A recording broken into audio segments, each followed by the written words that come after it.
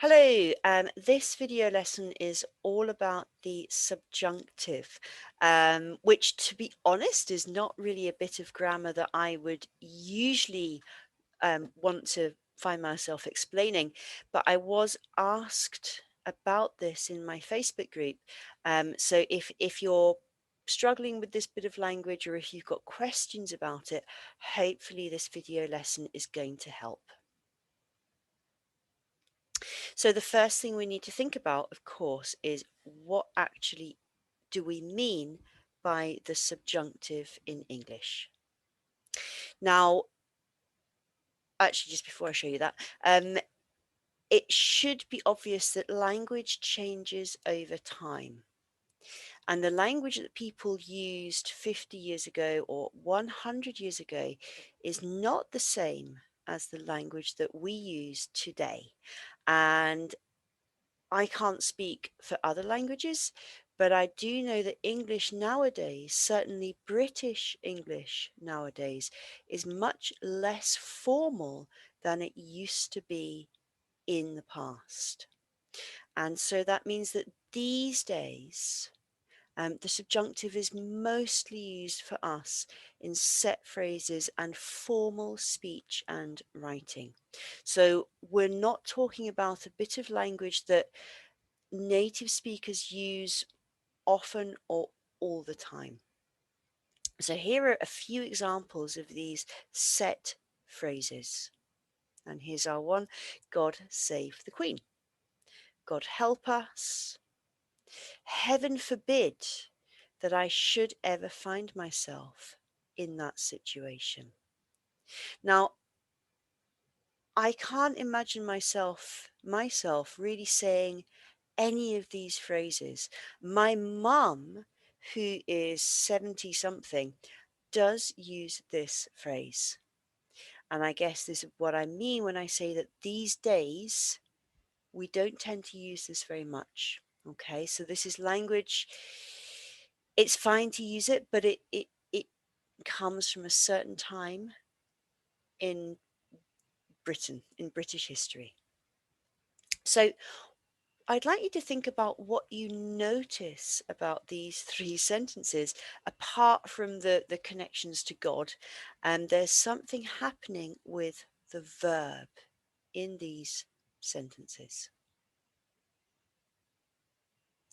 Now, the main thing that you want to be observing is that this verb did not change for the third person. So we don't say God saves the Queen or God helps us. You could say God helps us, but then it would have a very different meaning. Okay, so when we use the subjunctive, the verb does not change for this third person. There is no third person S. So let's go and take a look at the present subjunctive. Now, like I said, this subjunctive, it's really these days used in formal English, and it's used in a dependent clause.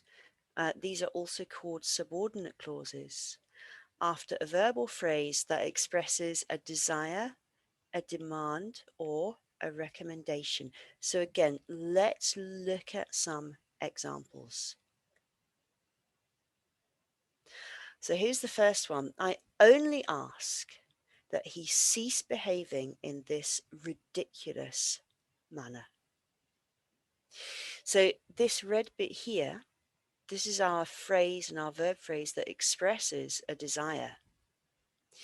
And this is our subjunctive here. So you can see that even though we've got a he, we do not have ceases, we just have cease. And if you're not sure about this dependent clause, I'm looking for my highlighter. I can't find it. A dependent clause cannot stand on its own. So I cannot say he ceased behaving in this ridiculous manner by itself. It's not possible. So this part of the sentence must be connected to this. And as you can see, it's connected through a relative pronoun, that. Here's another example. It is vital that they be stopped immediately. So again, here we've got our phrase which expresses our demand. I'm saying this is vital. I really need this to happen. And then here is our subjunctive. Now, this time it's passive. That's why we've got a be here. And if you're thinking, why be? That's really strange. Why is it not are? It's because we're using an infinitive verb here. So we've got to use be because it's infinitive. And the final example, I demand that he rectify the situation at once. So again, my demand is my desire. This is what I want. And again, we don't have this third person S after he. Now, according to my research, this language is more common in American English. I'm very happy to hear differing opinions about this. But I can absolutely tell you for sure that British speakers will generally look for other ways to say this, and it will usually be with less formal language. So to give you some different ways to say this, I only ask that he stops behaving in this ridiculous manner. So I've changed cease for stops, and as you can see, we've got the third person S. Here, it is vital to stop them immediately. So, of course, we've changed this from passive to active. And this has made this much less formal. And the final one, I demand that he does something to sort this out at once. So again, I've changed that verb for a much more common verb.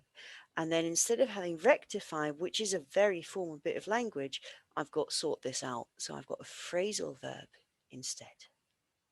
So that's a bit of information about the present subjunctive. Let's go and look at the past subjunctive. So when we are being formal in speaking or writing, we can use this past subjunctive were with both the first and third person. And here it's really taking the place of was. So we do this to express regret or longing after I wish.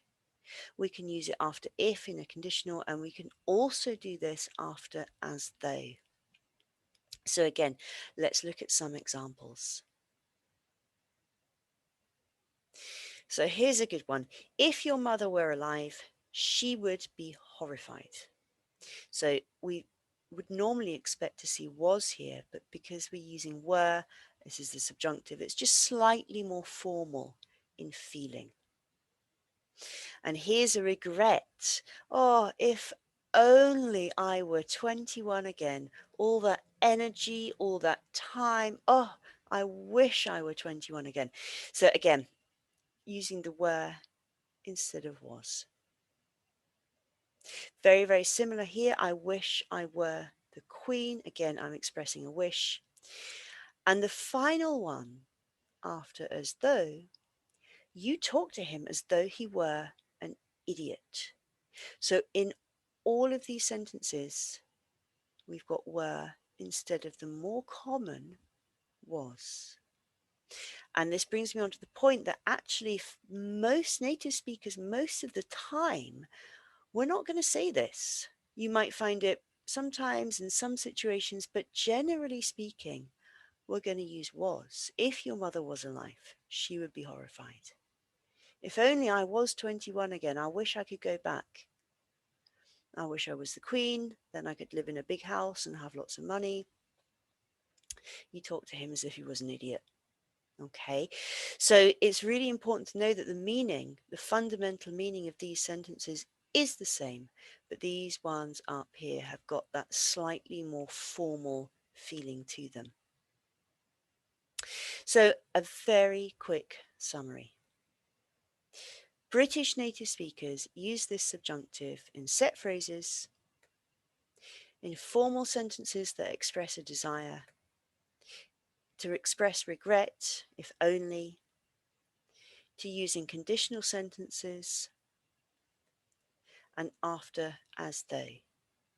Okay, so I hope that's been helpful for you. If you I was trying to think if I could incorporate a subjunctive, but I couldn't think of one. If you have any questions or any comments about any of the information in this video, please do feel free to ask. You can leave a comment below. I'm always happy to either come into the Facebook group and answer questions there if you're watching this in the group, or if you've seen this on YouTube, again, please leave a question below and I'm very, very happy to come and answer it. Thank you for watching and see you next time.